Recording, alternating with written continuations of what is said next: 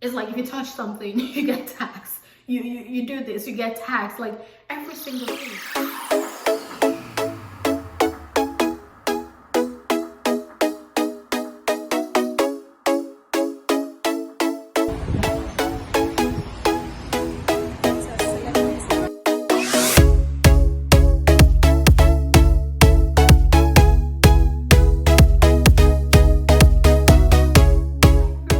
Welcome to my channel. If you're new, welcome. If you're not, welcome back and thanks for joining. So today I'm going to be talking about the kind of things you should know as an international student who is coming to the US, especially from a country that has like a totally different culture, a totally different way of doing things. So the number one thing is there's tax for everything. Like you're basically taxed for everything. I think that's also one of the things that really shocked me when I got into this country newly, because it was like, it's like if you touch something, you get taxed. You do this, you get taxed, like every single thing. So to break this down, there's the federal tax, there's the state, and then there's the local. States do not pay state taxes, like I believe Tennessee, Georgia, I can't remember the others. I think also Washington, Seattle doesn't pay state taxes. But a lot of the states in the US pay state taxes. So there's the federal taxes, there's the state taxes, and there's the local taxes. Also apart from that, there's also the SSN and the Medicare. As an international student, at least for the first 5 years, you're not going to be paying for SSN and Medicare. I believe I said before, you're taxed for everything. You're taxed on your groceries, you're taxed on, like, you go into a store, you buy something, you're taxed. You shop for something on Amazon, you're taxed. You shop for something on eBay, you're taxed. Yeah, that's one of the things that really shocked me when I came here and started working newly, because when I was in my country, I was really young and I never really worked when I was back home. So I only started working after I got to the US. So that's number one. So number two would be transportation system. In a lot of countries in Africa and in Asia, you can just, like, walk outside your house and then, like, maybe walk 5-10 minutes and you get into a taxi or a bus or even the train. I hate to break this to you, but it's not like that in the US. Like in the US, you have to have your car. It's not really a luxury. Back home, sometimes if you have like 2 cars, 3 cars, people see it as a luxury. It's not a luxury here. It's more of a necessity, because you can't go from point A to point B without a car. I mean, except you use Uber, but then Uber is like very expensive. Uber is like, for a 20 minutes drive, Uber is like $20, $21. And by the time you take Uber, like maybe going to work, coming back from work, you see that that's not sustainable. So yes, the transportation system here is not good. So if you're able to drive back home, or if you like already got your license back home, that would be a really good thing. Or when you come here, you just like go get your driver's permit and then get your license, because it's going to serve you better. There's just no transportation system here. I mean, however, if you're living in cities like, say, New York or like Chicago, the really big cities, then yes, you could have the subway. There's the taxis too, there's a train you can have. There's like a means of transportation. Actually, in New York, everyone is either like walking or taking the subway. People don't really drive in New York because it's like overpopulated and like overpacked, so there's no place to park your cars and things like that. So New York is kind of like an exception to this rule, like New York and Chicago. But personally, I live in the South, so going from point A to point B, you need a car. So that's one thing you should know when coming here. You have to, like, when you come here, you have to really save up and buy a car. And if you have your license from when you were back home, that's really good. You come here, I think you can use it within 6 months, and then after that you have to go get a license. You have to go for a driver's test here and then go get a license. Now, number 3, the third thing you should know is the food. The food is very different, and getting healthy meals or healthy options is not, it's not as easy as it used to be back home. So back home, I used to follow my mom. Like, I'll go with my mom to the market, we'll get like, we'll get veggies. We also had like a garden, and then, we'll take like veggies from it and, be able to eat it. It's really hard to get something like that in the US, A lot of the healthy meals are more expensive. Like if you buy a healthy meal, basically it's more expensive than if you just go into McDonald's and buy like a Big Mac or something like that. Or if you go into Wendy's and just get like one of the unhealthy options, right? So that's also something else that I guess I wish I knew before I came here. Apart from that too, the food from back home is also more expensive. Say for instance, if you're used to eating like, you know, soup, the vegetable soup we eat, or if you're used to eating like egusi or yam or something like that, it's very expensive here. And you can only get those in like African markets.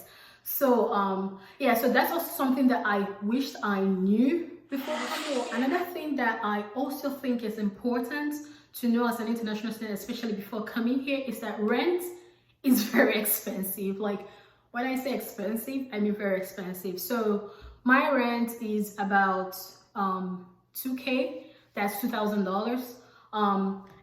And when you convert that to our currency back home, that's the rent for like a year in.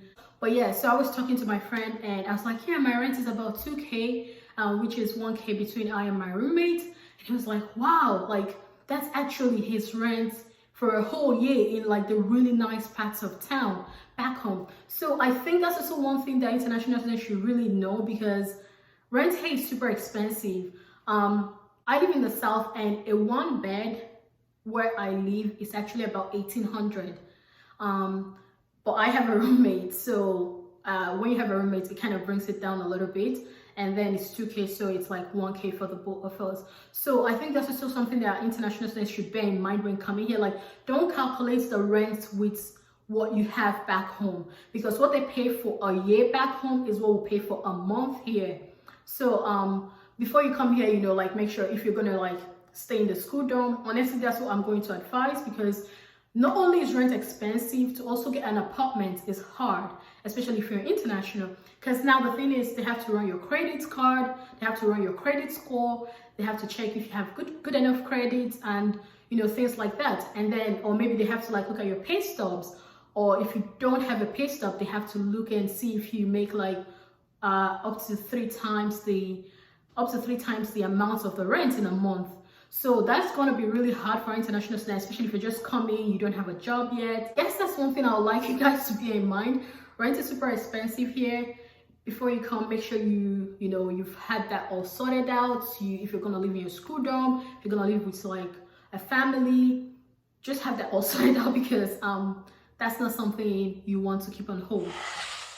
Also, now the next thing you should know as an international student is that you cannot work outside your campus. You might probably know this before coming, or you might not, depending, but I think it's worth mentioning because it's very important and it can affect your visa. Now, what do I mean by that? As an international student, as an F1 student, you're on visa. So your visa basically is you're coming to this country to study, and that's it. So they expect you to have like, you know, you're able to cover your tuition, you're able to cover your room and board, you're able to cover like your books, you know, any other thing you need. They don't expect you, they don't want you to come to this country and then you get a job and start working and then use that job to finance yourself. No. I mean, actually, if they even find out about that, you're not even going to be giving visa and stuff like, because it's actually against the rules. So because I hear a lot of people, they're like, oh yeah, when I get to the US, I'll work, and I'm like, no. I mean, no, except you want to like maybe get deported or something like that. So as an international student, you cannot, the only place you can work legally, the only place you're allowed to work legally is inside your campus. So let's say you're attending GSU, you're only allowed to work on GSU campus. Like you're only allowed to work in the places GSU owns. So let's say there's like maybe the library, yes, you're allowed to work there as an international student. You're not allowed to go and work for, I don't know, say McDonald's outside the campus or something like that. No, that's going to affect your visa.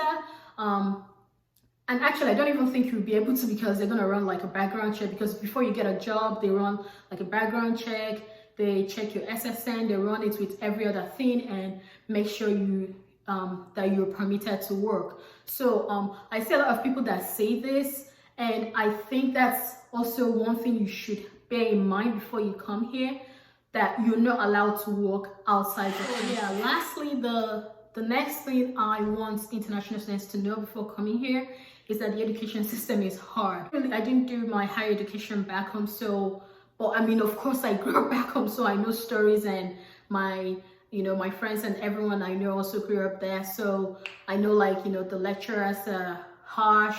You're not giving, I've heard something like, oh, the lecturer will say A is for God, B is for him, and C is for the best students in the class, which is horrible. It's very horrible because you're intentionally, making people fail. But in as much as it's tough back home, it's also really hard here. You have to work for every single thing. Like, if you graduate with a 3.9 out of a 4.0, you know that 3.9, you actually worked hard for it. You didn't like maybe sleep with a lecturer, you didn't get any favors from anybody. Because the thing is, so basically I was a double major. I graduated and I have graduated and I do not miss school at all. But I was a double major and a minor, and I was taking, as an international student, you have to take at least 16 credits every semester. I was taking like 21 every semester. It was so hard because the thing is, every day you have to go to classes every day. My professors only gave like 3 days off.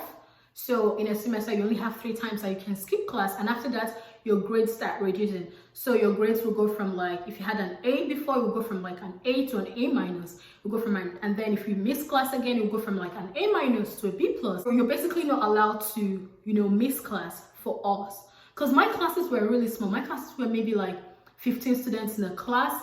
I didn't really go to a big school that had, like 200 students in a class that the professor wouldn't know if you're in school or not. My classes were 20, maybe a max of like 22, 25 students in a class. And that's like for a really big class. So the professors knew every single person, right? So before you even try to skip class, you have to, be like, email your professor, tell them, hey, I'm sorry, I can't make it today. This emergency came up, that came up. It doesn't matter, in the snow, in the winter, you're going to class, right? And that wasn't just the only thing. So every day you're basically given a homework, right? And then a project, and then a quiz. So the way my classes were structured was that I had the same classes. I had like the same classes Monday, Wednesday, and Friday, and it was usually like 4 classes for me because I was a double major, so I was taking more classes than every other person. Then Tuesdays and Thursdays, I would work because I was also working. Then I was working 15 hours a week when I was in school. So now imagine when you're like a double major, a minor, and working 15 hours a week. If I have a class on Monday, on Wednesday, I'm going to have a quiz, right? Which means between Monday and Tuesday, I have to study for my quiz. Now, on Monday, I'll still be given a homework that is also going to be due on Wednesday. And still, that same Monday, I'll be given a project, and then maybe divided into like 4 students per group. So I also have to meet with my, group members between like Monday night and Tuesday to also work on my project because it's also going to be due like Wednesday. Yeah, so that's basically how it was. So you go to class on Monday, they give you things that are due on Wednesday. You go to class on Wednesday, you do all those things that are due. You submit your homework, you do your quiz, you take your lectures for that Wednesday, and then everything is also due on Friday. I know it's not like that back home. Like back home, you only have like 1 test and then you have an exam, and I think that's it for the most part, but it's not like that here. Like you're always taking quizzes, you're always taking tests, you're always having projects, you're always having homeworks. And then attendance also counts for your grades. So yeah, that's also one of the things. Like the education here it's really not easy. Like you actually have to have grades and you have to say, oh yeah, I can do this to be able to succeed. Because now the way it is that, if you don't have at least like 3.0 out of a 4, you're kind of seen as a failure, Sometimes it's not even just 3.0, it's like 3.2, 3.5. So you have to really, really study hard because some internships will tell you, oh, you have to have 3.0 out of a 4 for your GPA before, they can like hire you or something like that. So this brings us to the end of this video. I hope this helped you, especially if you're still coming. If you have any questions, please drop them in the comment section. And